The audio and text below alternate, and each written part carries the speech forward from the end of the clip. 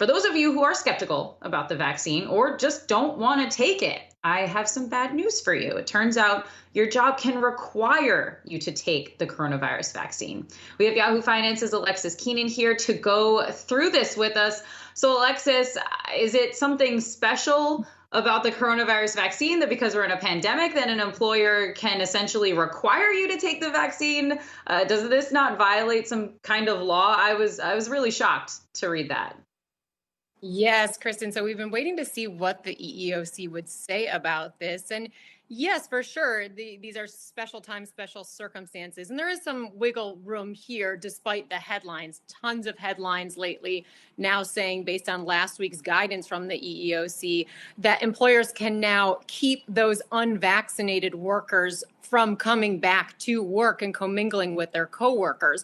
But it's not exactly that straightforward. What the EEOC did in its guidance is it really gave employers what their obligations are now going to be under our civil rights laws. Now, the commission, they didn't come out and directly say, okay, these proposed required vaccines are legal. They didn't give it that label. But what they did do is they explained how employers should really respond to employees who say, I either cannot take this vaccine or I will not take this vaccine. So kind of implying there that they can do this, but just not coming out and giving it that full legal authority. Now, for the employers that say the vaccination is required, they may have to provide some exemptions and accommodations for certain workers. So we can show you there on the screen.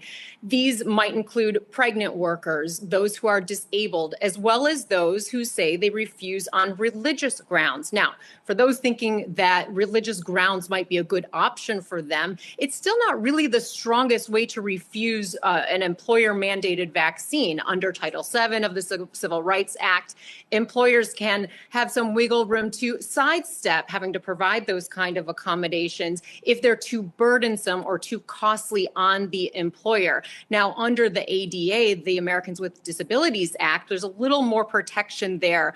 That usually provides the strongest protection, but it's not here a total firewall either, because under this new guidance, what's really particular and significant is that asking for proof of a vaccine, if your employer says, show me that you had it, that is now deemed not the equivalent of a medical exam. And that's usually what the ADA prohibits. The employer cannot go in and say, okay, we're going to give you a medical exam to prove whether you are disabled or you have something that would prevent you from doing your job. So now that is very special, and employers can ask, though beyond asking whether you've had the vaccine or not, employers probably aren't going to be able to ask, why did you not have the vaccine? And I just want to show you quickly, just at the end of November here, the number of Americans who were saying they did not want to get this vaccine. So just in the last couple of weeks here, 42% of Americans still saying no. So quite a lot of people may not be really on board with what the EEOC wants to see happen here. Kristen? Yeah, pretty interesting news. I'm sure a lot of folks out there are not going to be pleased if their boss comes to them and says, hey, you're going to have to take this vaccine if you want to come back to work. I want to ask you really quickly, do you know that I'm wondering if you know if you can be fired, for example, if you refuse to take it?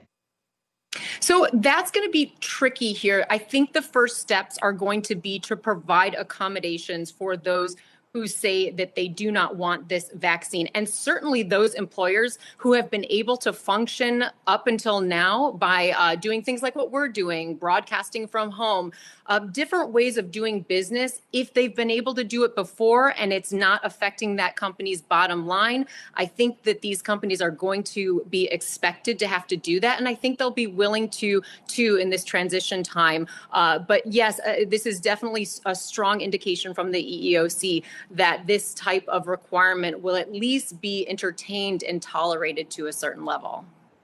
All right. Yahoo Finance's Alexis Keenan with all of those very important details on what I'm sure is going to be an evolving story. I can only imagine the headlines that are going to be coming in a couple of months as some workers get a little bit angry about this requirement. Thanks for giving us all those details. No doubt. Yeah.